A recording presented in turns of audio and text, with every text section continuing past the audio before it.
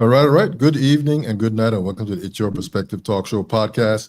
It is Thursday, October 24th, 2024. It is about 8:02 p.m. AST time. My name is David, a.k.a. Kimba, a.k.a. Christian. Bingy Soup, still on special assignment. We come to you live every Tuesday, Wednesday, Thursday, 8 p.m. AST, coming to you from the beautiful island of St. Croix, Virgin Islands. And we're pushing our little campaign tonight as we roll on here.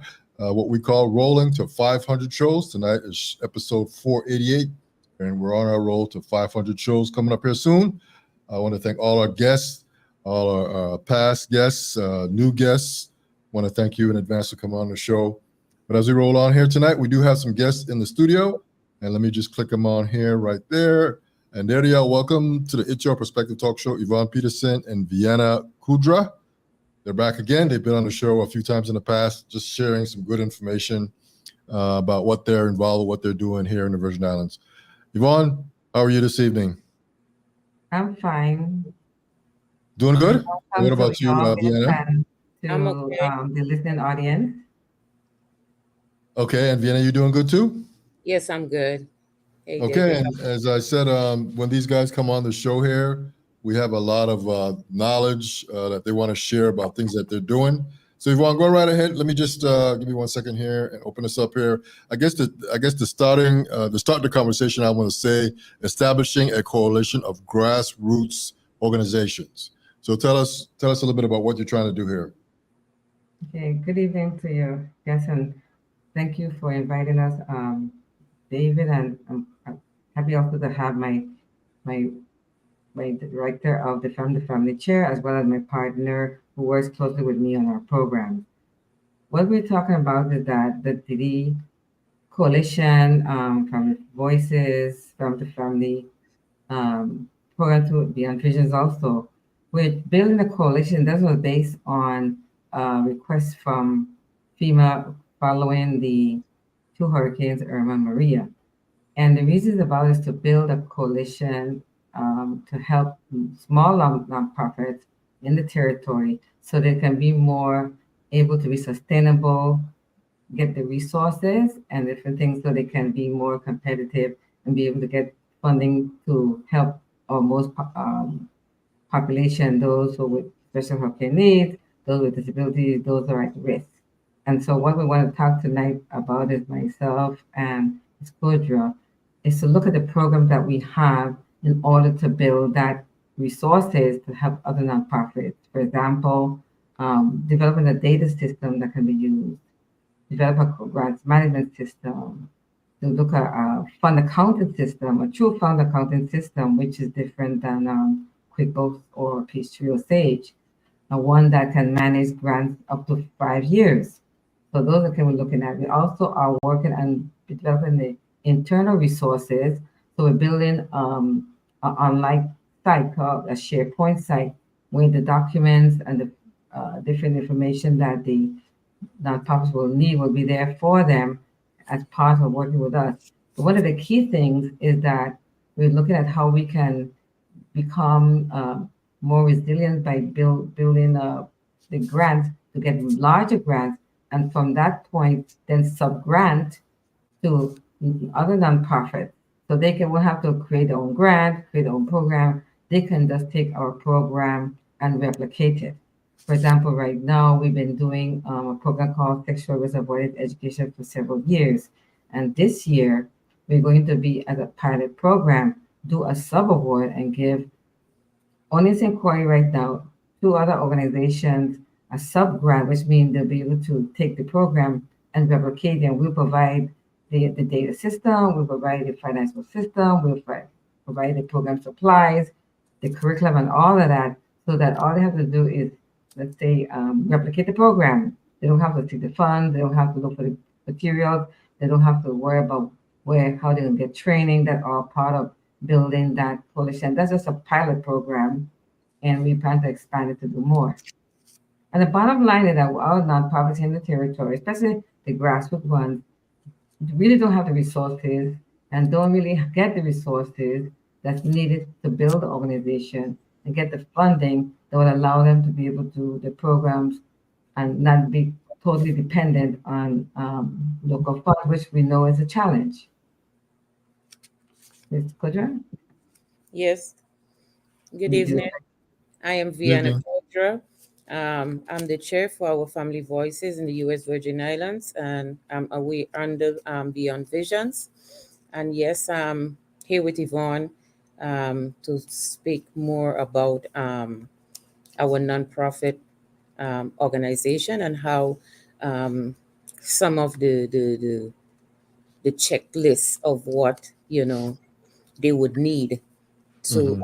become eligible to even to get a grant or be sub-granted, or what are the proper documents you need to have in place.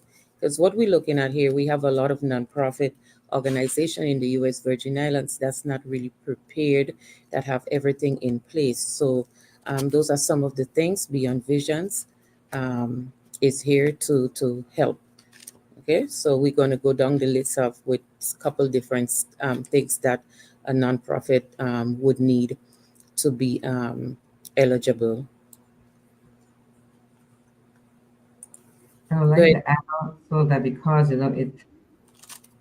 since COVID, many organizations, both locally and nationally, are having challenges getting the kind of manpower in order to do the program. So it's very good that we try to work together and share resources.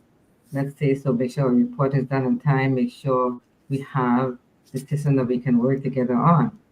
So, and Mr.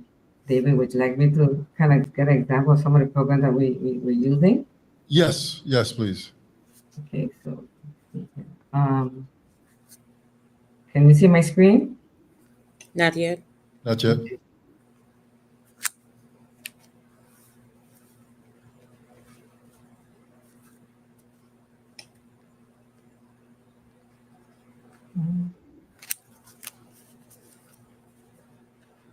I think Did you share? Click on share under present.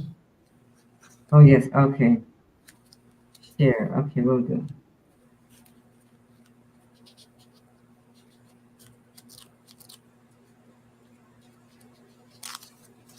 Okay, can you see this now? I'm still not seeing your screen. Okay.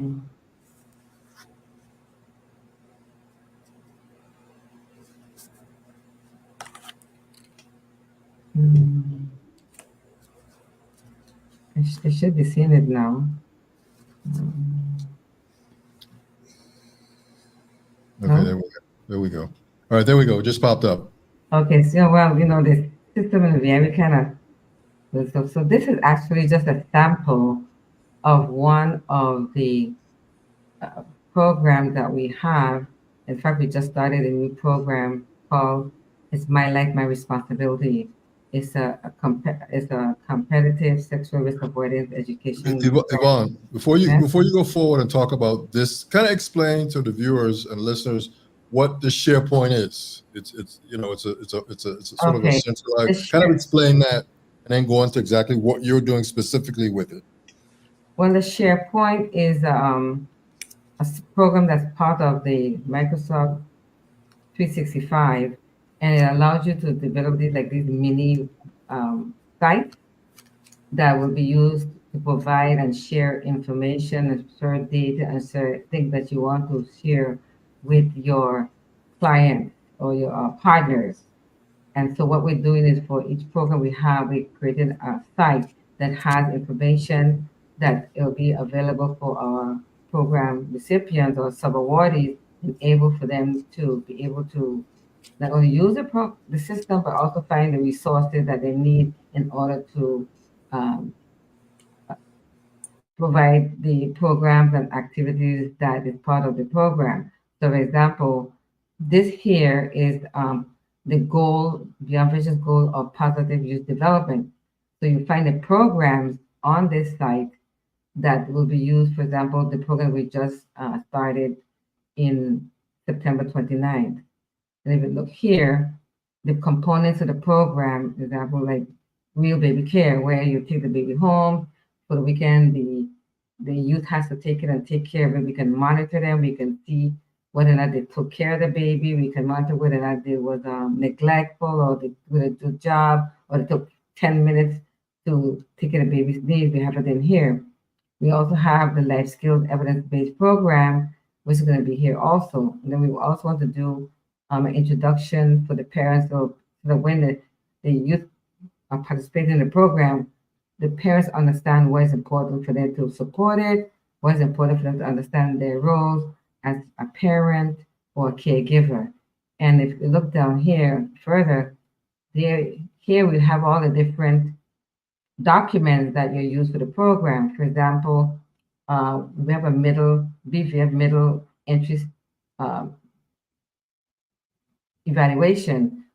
Part of the grant, we have to provide pre and post evaluation that's required by the federal government to see, how did they do in the entry of the program and what was the difference at the closing of the program.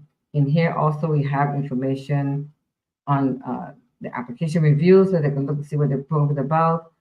They can find other information in here. And this is just one of the sites that we have. We have other sites here where we can where we keep track of all the financial files.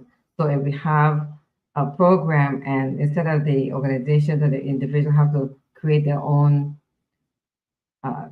invoice, we have a template they can use, and it will actually help them to determine, well, which program am I providing support for, getting or billing for, because we do have more than one program. We have the SRA program, we have the family program, we have the general operating program, we have the nonprofit training program. So all of those are programs that we have, and some of our organization may be involved with more than one program, and so we have to be able to make sure we track that and determine the funding sources for that.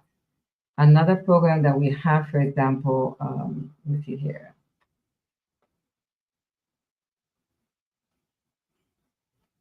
I don't know if y'all can see this as yet. Can you see the new screen? No, it still says goal 3. There we go. Okay, can you see it now? Yeah, file station. Yes. Now, these are actually, somehow we had a very good IT person, and he came up with what you call a NAD, which is a cloud. It was actually the cloud has been around for a long time. And most of them were online now, but the cloud actually started back in an actual hard drive that copies itself. So we were able from almost 15 years ago have our own cloud system, and we're able to maintain the files and programs that we have and all the information we had for the past 15 years. So in here, we have the 21st century grants that we wrote. We have the grants that we worked on with minority health, capacity building, which was a grant that we did with the federal government during the VIDDC initiative under President Bush. We have parenting education. So you can find all of this here. So we have almost like hundreds of files. So if we want to look back for a grant that we did for 21st century years ago, almost 10 years ago, we can find it right here because all our files are in here. We have the files on the office files here. We have files for the F2F. We see that we have files on video training that we have done. We have these are all different information and files. We have all of these here have information and software and things that we use. So that's another benefit of engaging with us in the program. Another program that we have, let me see it now yet. It says reports page. Yeah, I think I've lost. Okay, can you see the page? It's gone. You see reports page? Well, it's first. Well, in this page, is that allow me to click? Maybe it's something else. But in this reports page, we have a data system called Get the Valid Data, where we keep all the information in the programs the clients we have, the programs we have, the attendance for the programs, the entry forms, and this is a system that we've had for the past, 10 years. It's not allowing me to open it because it might be some kind of protection information because it has information on our participants. Mhm. So for some reason, not allow me to do that. It wouldn't allow me to open it. So that's another program that we have called Validator. We also have, let me share the new screen. Can you see this one? Yes. So this MIP. is actually, this is what you call MIP. It used to be called SAGE, that's called MIP Fund Accounting. And in this program, we can actually provide support for other organizations who don't have the capacity to support or purchase a system like this here. And Ms. Kodra can probably talk more about, I mean, she works in the ERP, and we can see what is the difference between this program here with a fund accounting system versus QuickBooks or Peachtree or Sage that many other nonprofits use. Kodra would like to add something to this? Yes, so the MIP system is a true fund accounting system. So it helps you, it cuts off a lot of the burden of when you to do a lot of stuff that some of the other programs don't have. So this MIP has codings. And once you set up your system and you put in your codes for your different budgets, you don't have to do much. You just need to go in, click on the code, put in whatever, and it just branch it off to whichever setup you have according to your budget, right? So the Right. MIP system is a very, very expensive system, right? That Beyond Visions have. So what we're really looking forward for is if any nonprofit organization that's looking for an accounting system that they cannot afford the entire thing, what we have that they could share part of it, right? Yvonne, it's called they're not going to have access to the entire thing because it belongs to the Beyond Visions, but we have slots. Like, go ahead, Yvonne. Right, exactly. For example, fund accounting is based on funds, which means it segments the different components of your accounting system. I'll use QuickBooks as an example. A lot of people use QuickBooks, and the way they use QuickBooks in a nonprofit setting, they use a jobs feature, which is really a construction feature, but they use that feature and been able to track their grants and their programs separately. However, in a true fund accounting program, you don't have to do that. It's actually segmented, just like people, many of the government employees or organizations use the ERP example. It separates each part of the system is a dash, or like say the accounting code is let's say program supply, but that is 1060. Then you have a dash, and then you have, let's see what program it is. The select program is the sexual avoidance education program. So we can show the dash and show the name of that program. Then the dash will show for what fiscal year. So we can actually separate every segment of that that program or that charter account to track it like that way. So for example, our full fiscal year is January to December. However, we have programs at different parts of the year. One just started September 29th and ending September 30th. Another one started June 1st and ends May 30th. So you have to be able to track all and report on all those different years on your program. Those are program years. Well, the fiscal is January 1st to December 31st, but allows us to be able to do that and track each of them. And also, many of these grants have carryovers. We don't have to close out the year in order to keep track of the programs. We can do that also.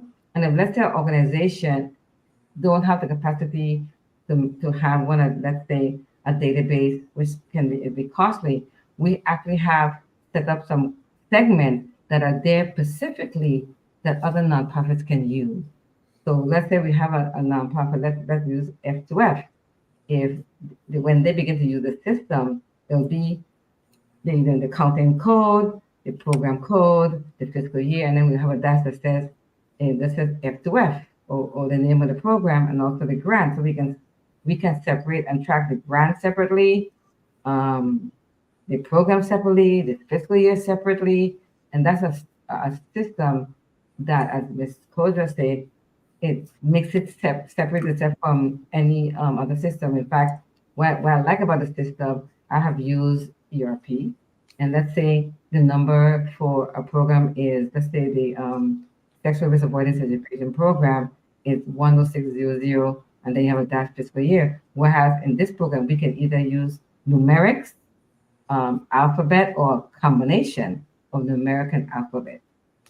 For example, because let's say the organization has 4 different goals, goal 1, goal 2, goal 3, goal 4. And that's important in tracking your goals when you're going after funding from different organizations, whether it's from foundations, for the government or whatever, you can track it that way. So all our programs that have to do with nonprofit governance and training is goal number 1. So all those grants, that segment will say 1, then and the coding for the name of the grant. If it's, let's say, if it's in the third program goal area, which is for youth, family and youth development, that's goal 3. So everything will start with a 3. So the family, our program for the sexual risk avoidance education is actually, the name of it is My Life, My Responsibility. It starts with a 3. So we don't have to be trying to figure out what is 201, 202, 203. We don't have to, because we use a combination of numbers and alphabet to make it easy for us to know what program it is. Mhm. So that's what is there. And so we actually set up the system now, and I'll come up with it to show you. This is actually a cloud-based system that we have, and that says no. I was supposed to look for that. So let me ask a question, Yvonne. So I got a nonprofit and it's called David's Auto Shop. Can I come to you to be a part of this, or this has to be more specific to type of a certain type of nonprofit organizations? Well, if you're a nonprofit, we mostly focus on nonprofits that serve our Pacific population, which is called youth, families, like that. But if you have let's say, give me an example. What kind of assistance or any kind of support would you be looking for? Well, I mean, I would like to use the services that you provide, but my nonprofit is called David's Auto Shop. So I don't fall in line with, what you're doing there with the youth and these other criteria. But can I use your system to sort of track my finances? Maybe I can get some grants in the auto industry. Can all that stuff be, or is it this is just more specific to a certain type of nonprofits? Well, all nonprofits are related to non-revenue. I mean, you have revenues, but nonprofit means that the funding goes to keep the organization going. So if you have, let's say, David Auto Shop, which is it's a For profit. Right, for profit, that would not be in that. That would be using QuickBooks or P3, one of those, because that's a for profit. Okay. And this is actually set up for nonprofit. Now, if you had, let's say you have a grant from Department of Labor or something, which is a grant to do training, which is different than providing revenues Like auto services. for profit, then that would be fit in here, because that grant is supposed to be for providing training, providing support for a nonprofit activity, right? Okay. Yeah. Okay. But it allows you to collect profit. I don't know about that, but it's really good for organizations that are not for profit, because if you have a for profit, you can go to the ones that already exist. That's what makes it different, because this is not for profit. So you don't track the expenses the same way. We have to separate off. We may have, let's say, for example, a grant that has 3 funding sources. So we have to be able to track, distribute, let's say, the one grant we have, we get funding from Health and Human Services, funding from the Family Health Information Center, and we have funding from a private source. Those are 3 different fund sources that support that program. You wouldn't find it in a for-profit because John Doe come and he he has his engine fixed. He pays you and you bill John Doe and you get your money, you charge him and he pays you and that's it. Yes. You wouldn't be having different sources that John Doe is come you to have his engine fixed. You see? Okay. Yeah. I understand. Okay. Okay. So do you still need this the window there? No. Like, Let's see here. you still need it? No, we don't. So let me go back to which one here, right? This one? Yeah, I don't need it anymore. Yeah, I'm gonna remove it. Okay, you just removed it. I Okay, did good. it, yes. Yeah. Okay, good. So David, I'm gonna piggyback a little bit on what Yvonne just said. Okay. Pretty much the MIP true accounting system does all of what I'm gonna tell you. Okay. We are our own OMB, our own PNP, which is procurement. We the MIP does purchase orders. The MIP is account payables, and the MIP serve like how finance serve the community, the people, right? Okay. We do checks, direct deposit, and all of these things the MIP could do. Right, Yvonne? Reconciliation, you won't have a problem with when you have the MIP account system. So pretty much all what Yvonne said, that's the main part, that's the main things that everyone pretty much looking for with a nonprofit organization. So the MIP serves all of that. It gives all of that. And so for like having a part of it for what your organization will be doing or handling or what you want, it's up to you. It's what your organization looking for. So the MIP gives a whole lot. The MIP is there to do a lot of stuff that maybe you might not need all of the segment. You might just need 1 or 2 areas, right, Yvonne? Right. The MIP does it all. You might some people might need payroll alone or just like purchase order or budget maintenance, Okay. Yeah. So the MIP pretty much gives all of that when it comes to the MIP. Yes. And the biggest value of it is it has what you call a distribution system, a distribution code, which means, let's say, Mary Jane works with the organization and she gets 20% of her salary from program 1. She does accounting, so she has program 1 is 20%. She has program 2, which is 40%. General operating is 10%. That system can distribute that cost and distribute her percentage, right? That's by a press of a button, which is unique in it, because that way you don't have to be trying to figure out, well, I got to add up or multiply with the 40% for here, the 10% for there. MIP can do it automatically. And that's one of the things that make it strengthen MIP because of that feature. Because many times in nonprofits, if you're working for nonprofit, you more likely won't be working in one program. Depending on what you do, your cost for that nonprofit will be distributed over a lot of the different grants that you have. So that's what makes it. And then also, it can check and balance, make sure the approval, just like Ms. Kodra say, in the different program with ERP, you have somebody has to approve the purchase order. Somebody has to be able to process the payment. And while we're working on it, we're going to be setting up electronic payment. So that way, that organization, when you get paid, you don't have to worry about doing a check. It automatically goes through MIP and do the payment to the AC system, also the EFT or the AC system.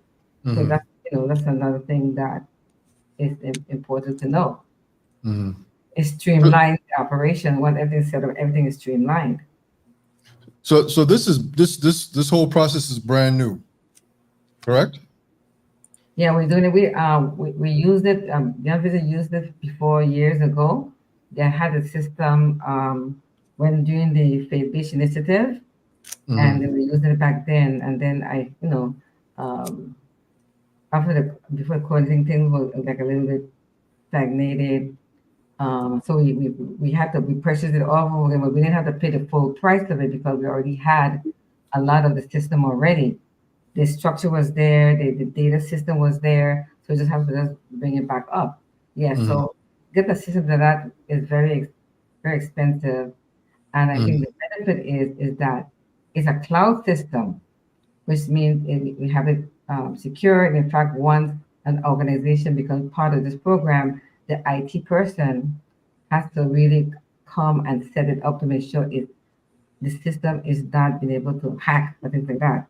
This is an IT person that manages IT systems throughout the whole US. So they're very competent, they're very high skilled in it, and we want to make sure that you won't be using your own computer. We make sure that the computer that meets all the requirements to be able to take advantage of this cloud system. So all you really need to access the system is just your browser? Yes. Okay. Yes, because everything is online. Yes, a link to it, a secured link. Yes. Okay. Good. So do you have anybody on the system yet, or is it just literally just brand new? You guys just rolling this out to the public now? Yeah, we actually has been spending some months now in actually setting up. This is a system that takes a while to set up. You have all kind of layers from the system, developing the database, developing the protocol, developing the purchase order system where you have to do the coding for supply, the coding for the actual expenses you have. So all that has to be set up. And because of one of the challenges I'm sorry to say is that when we're trying to work on it, I have power, Ms. Koja may not have power. So it ain't just getting the system up and making sure that we have the ability to work together and get the system up. Okay. Yeah, we've been working on it for months, David. Trust me, it's a lot of work.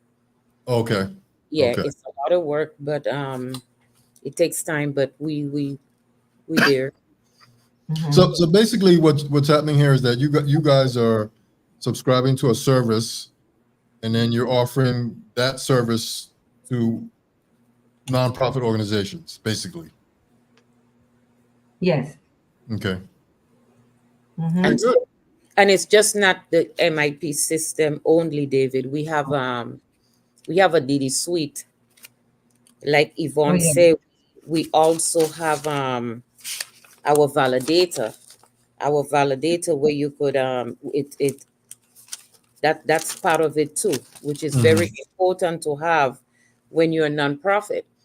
The validator is key because check and balances is everything, right? And when you have the validator system,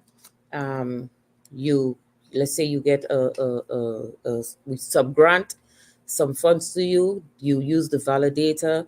We basically have like a ballpark, everything, like all in one that would help an organization. And we also do training too. We plan to do a lot of training for the nonprofit organizations or organization that's just starting that wants to, or people that wants to become an organization. Will be doing training for that. It's very important that people know the structure and what you need to be an organization or nonprofit organization. Okay. A lot of people just say their organization, or they have stuff in place, and when you really look, they're really not ready. They don't have a lot of stuff. You know, you need your mission statement, your bylaws, you know, your article of incorporation, you know, you need a board, you know. You know, you need stuff. You need good letter of your letter of good standing, your 501(c)(3), your 501(c)(3), you know.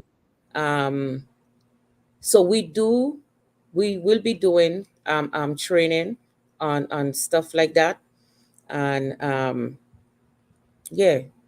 Yvonne could tell you a little bit more of those type of training. So let me ask one quick question. So is this just for Virgin Islands nonprofits, or if I live in, I live in California, can I also use this system here?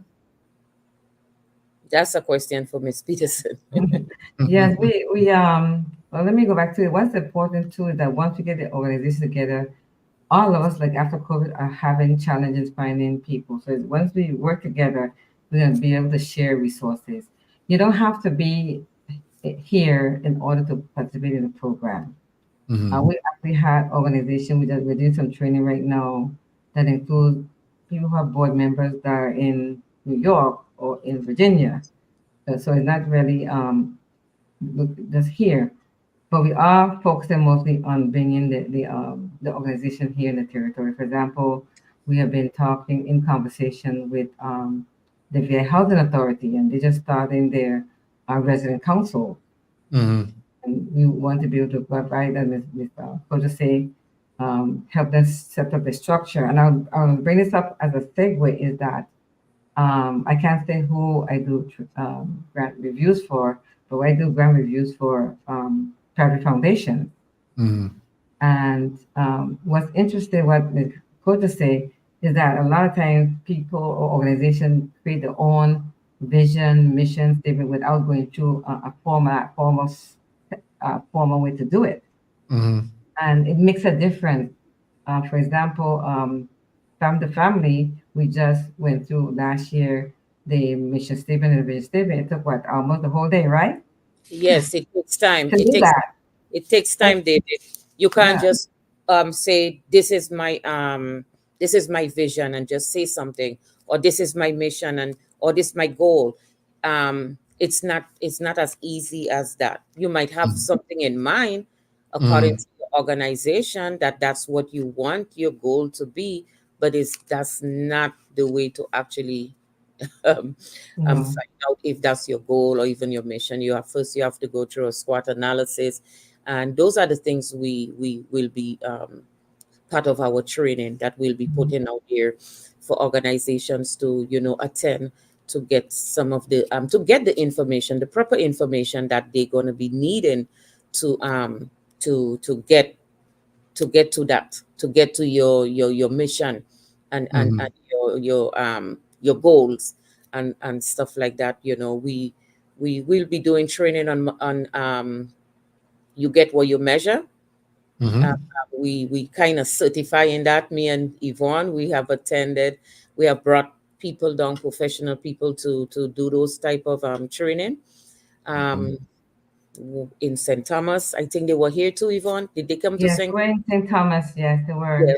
Yes. And so it's a lot.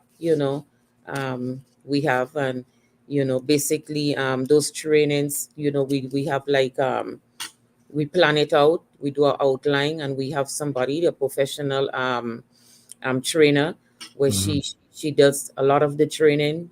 She teaches how to set up and maintaining your NPO, your online 990 tax return, setting up on foundations, directors for VI eligibility for NPOs. Some of them I can't really remember all. The basic stuff that you need. Yvonne knows a whole lot more than me, but I'm just thinking, trying to think of some of the different type of training she does, developing and implementing policies, and stuff like that. Right. Okay. Very good. Very good. Yeah, for example, let me piggyback on Ms. Kudra. Um, I'll give you an example why the goals and objectives are very important. I'll give Beyond Vision. Beyond Vision designed their goals, their mission and vision statement 27 years ago, and it took them weeks to do it. They actually spent 2 days to do the design, and when they were ready to come up with the mission statement, they were stuck on 5 words in it. 5 words. They spent 2 hours to agree on that wording, and that was 27 years ago. Or 27, yes, 27 years. I think it was. Those 5 words was, guess what? Today, people of diverse culture to help themselves. And what we're talking about today, cultural sensitivity, all that stuff, all right? So they came up with that cultural diversity 27 years ago. But they took the time and spent 2 hours coming up with the right phrase. Now, like I said, I do grant reviews for federal programs as well as private foundations. And last year, we had a grant review for this organization. We got 3,010 applications. And a lot of them, you can tell that they were just going after the grant, the funds, but then the vision, mission, and goal was not into sync. Out of 3,010 applications, no one's got funding? 10. So the ratio between people apply, organizations apply, and the funding is is a huge difference. Yes. The more you have your vision and mission statement in place and correct them structurally right, that's in line with the funder, you're more than likely to be successful. Yep. So that goals and objectives and that think that goes down and goes back up. So right now, like I said, the Family Voices, they did the vision, vision and mission statement. We're going to look at the mission statement again and see what do we need to massage some more? Do we have to be more specific? Is it the right?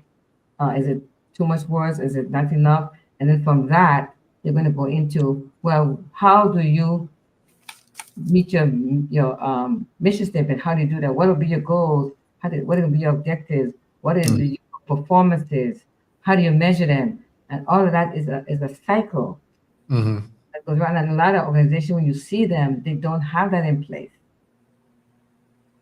And you see that as soon as you start looking at the grant, I was working at an organization, they had a $56 million budget.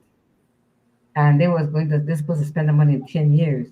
And so when you look at the organization, you can see the ones that were really in line and had everything together to go after the funding. So if you give away 100, let's say 50 organization money, and you have 3,000, it's going to roll down to how is your structure and your vision and mission on the goals, objectives, and the strategies, are they in sync, and are they in line with what the funder is looking for?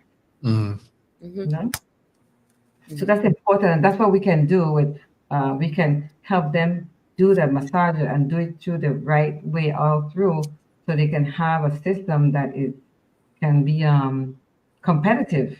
You know. Okay. And what Ms. Koza said about you what associates, you get what you measure. They you get what you measure was developed by a program organized by Yellowwood Associates. I know that because when I presented at an EPA conference, they did a training for everyone in a huge bar room, and they were so on point, and they do this kind of work throughout the globally in different countries. And we use their system that we're going to do in this disclosure notes. We're going to use that system because it works. And it really, what you call the leverage point. What is it that you do it makes a difference? What are those leverage points? So we're talking to, let's talk about today, lady for, you get what you measure? Mm-hmm. instructors to do a training with us on you get what you measure. Yeah. Mm-hmm. That's very important for the nonprofit organizations. When you tap into that and you understand, um, you get Mm-hmm. what you measure, then it makes life more easier for you, especially if you're going like for fun, like federal grants, you're going for funding through federal, when you understand that and you use, because a lot of people they just want a grant, David. How many Mm-hmm. times you talk about grants and you meet people that just say, oh, I want a grant, but they is how do you get the grant?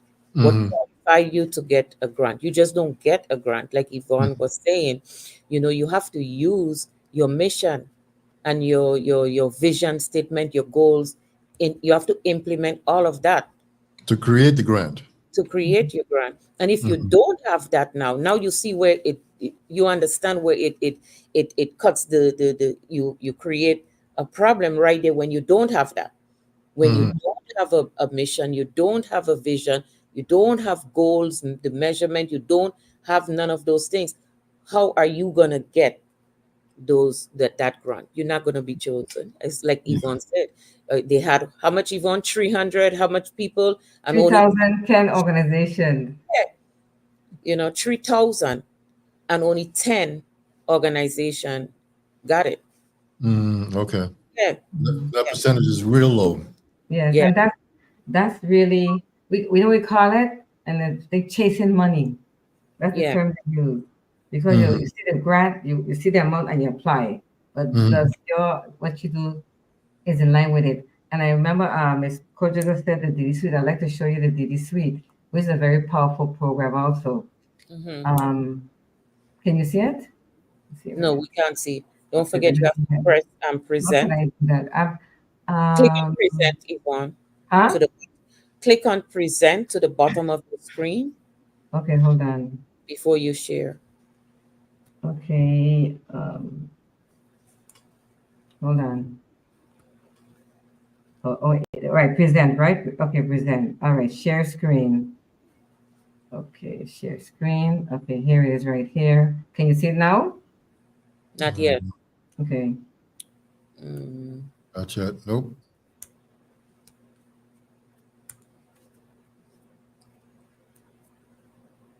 Not yet. Okay, let me go back again. yeah, click on Okay, it okay, again. okay, I see it now. Hold on. Okay, now. Okay, can you see it now? Yeah, yeah, there we go. All right. And this is what you call the DD suite. Wait a minute. When I was Okay, there asked, it goes. uh, Go ahead. It's there now. when I was asked to help bring the version up to client with the DD Act, the DD suite was what all DD council used throughout the whole state and territories to manage the 5-year state grant.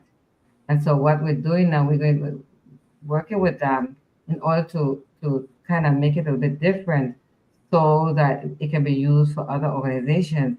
And if you look at this program, these are all different grants. Mm-hmm. Here, look. So what we do, we've been actually keeping them so that if we have an organization that want to partner with a grant, we have it right here. We have grants that we're actually managing right now. This is the one that we just got September 30th, the one that's on top. And it starts on the 24th, September 24th to Mm-hmm. September 25th. We're going to activate it. And what happens is that these grants actually have see, everything is structured, not just the program, but the budget, who's going to be involved with it, what is the timeline, what is your work plan, The all surveys, everything. all that stuff is it's going to be Yeah. right here in it. And so we go do that. We have all of these templates that we had. If you look into the goals and objectives, Mm-hmm. look here the goals and objectives. This is a good example of how to structure goals and objectives. So you have here, this is actually beyond vision goal, not for profit. That's a goal number one. And what is it? The goal is not for profit will be sustainable and governed by mission driven boards. That was actually we had a one a little bit different, and we're actually with the same Yellowwood Associates they came down here. We did program support for other organizations. Mhm. Were able to put it in. And how they do that? They'll be have operated on established government policies. They will have a governance and financial capacity. They will have partnership and coalitions. They will have leadership training. So you look here, you can actually see the goals that are part of what that are part of Beyond Vision mission. The Mhm. financial literacy, see positive youth and development, goal 3. The third one is environmental education. And the fourth one is internal standards of excellence.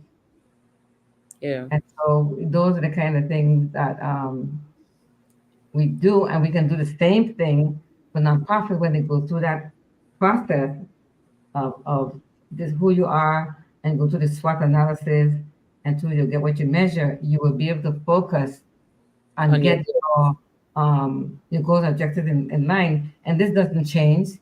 You know, when you have a goal that you change, you stay within that perimeter of what you're doing. yeah. Mhm. See? Because I like family literacy. Families will be able to provide for their families and reduce their dependency on government assistance. That is the goal. We do that too. We do through household budgeting. We do through different programs. We actually had one time worked with Fannie Mae Mhm. to do programs to increase issues of um, household budgeting and working with the bank. So Mhm. things like that, it, it's kind of important and shows you how the goals and objectives is important. And I know people try to run from it, but it's something that you really, really need to do. And we're going to be doing the exercise workshop on understanding it. Some will be virtual, some will be In person. in person. And what we're trying to do again is that it's a good thing now that the federal government now is changing the strategies, which is good. They've done it for a while before, but I think it's much more comprehensive and much more mainstream. You know what I'm saying? For example, EPA now is having, we've gotten EPA grants, but now they're also giving EPA grants to do sub-awards, which means that one organization gets the main grant and then they can sub-grant. We did it with our EPA grant where we gave 4 organizations sub-grants and they were able to um, do beach cleanups. They did Trevor Watch. We actually brought the organization from St. Thomas to St. Croix to spend the weekend on the beach with the groups over here. And then the group from St. Thomas, St. Croix went to St. Thomas to do a video presentation from St. Croix to St. Thomas. So we want to be able to do things where we can help both organizations, but provide it. We call for the other organizations, which means they don't have to create the picture. We don't have to create the program. We'll say, okay, do 2 beach cleanups, do 2 snorkel clinics, and here is the snorkel equipment and the flippers and the cool, and here's the drinks and the punch and all the snacks. Okay, here is a trip to work with other organizations. Mhm. Here's the funding for the transportation. Here's the funding for the boat trip. Here's the funding for XYZ, and that's good because then they don't have to be thinking about what I'm going to do and how I'm going to do it. We give you the roadmap. Okay. Good. So Yvonne, it's 8:56. Oh, Yeah, time has literally flown by here real quick. mm-hmm. So you guys kind of sort of wrap this up a little bit. Ms. Quadra?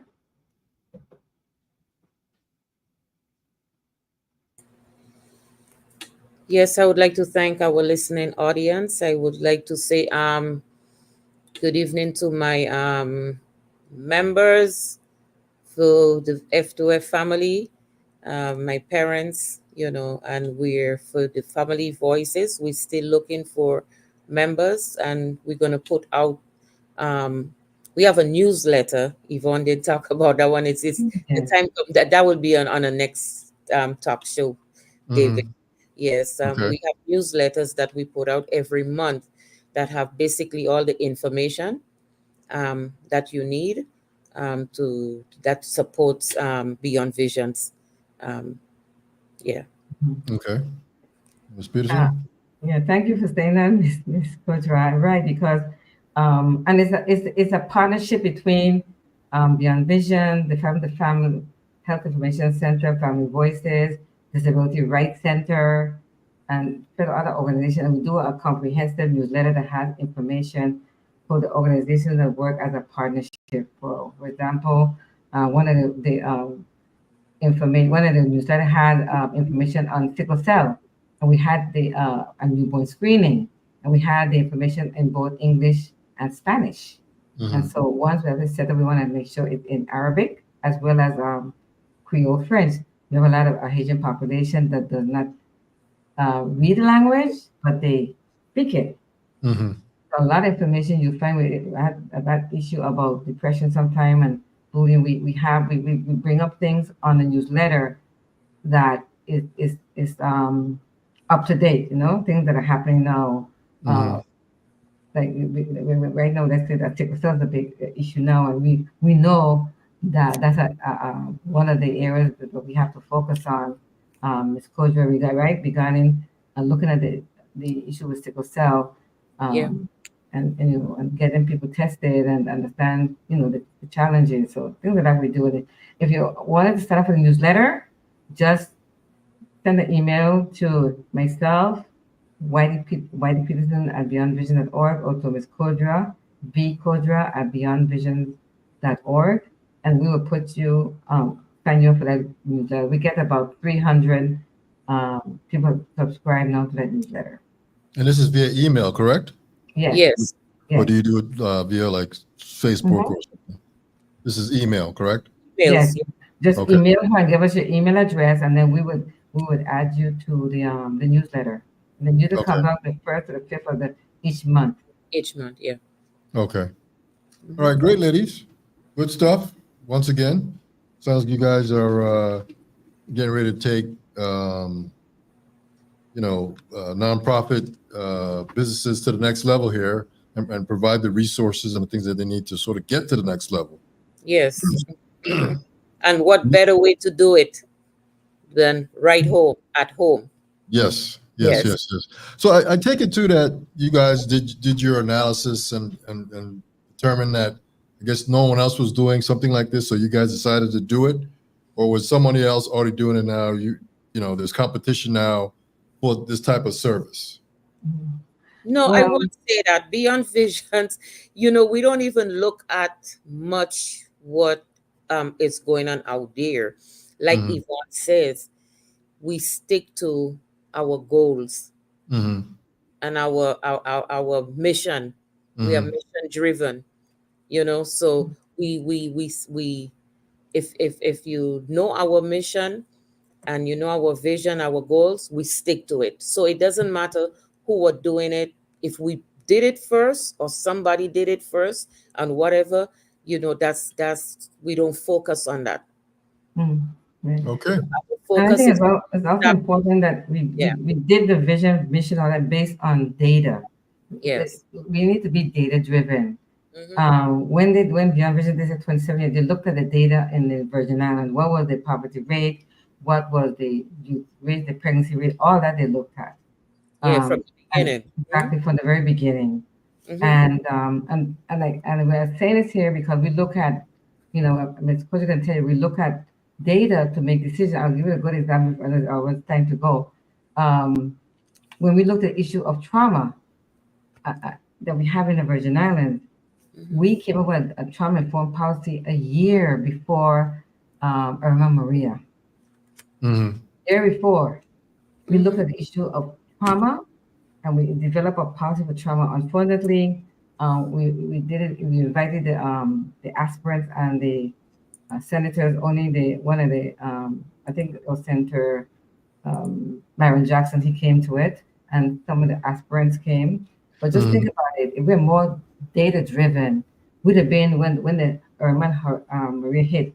We'd already been prepared because we'd have had the trauma-informed approach policy in place. So we look at what we do, and if you look at whether it's with Family Voices, we do it.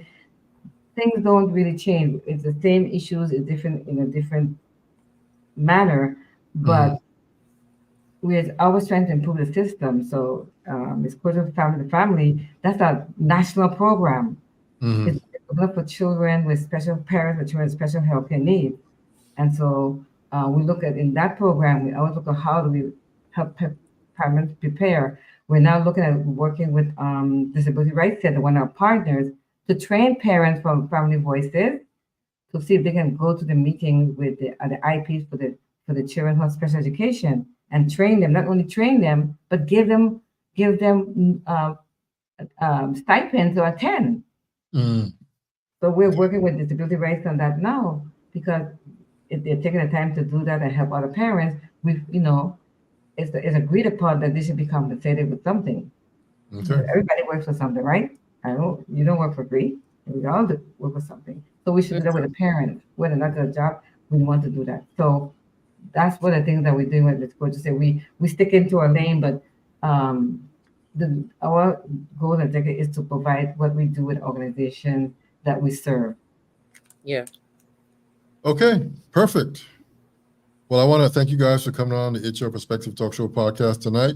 Once again, Yvonne, you guys are just sharing good knowledge. Hopefully this reaches out, and it will. It reaches out to many viewers so that if they're wanting to start a nonprofit, they can get in touch with you guys.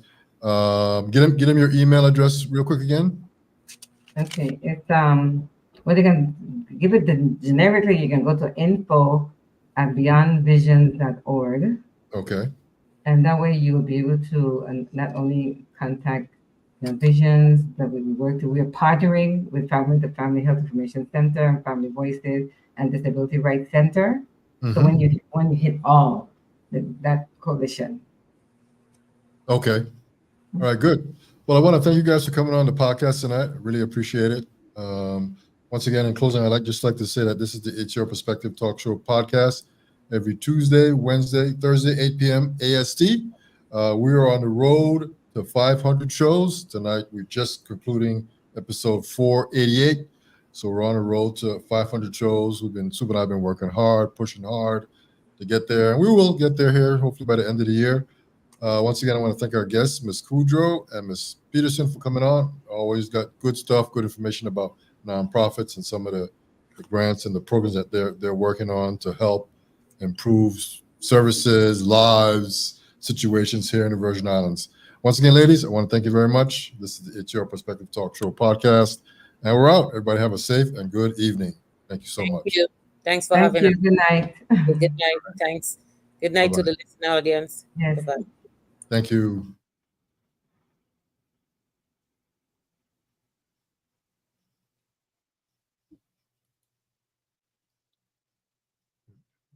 What's going on here?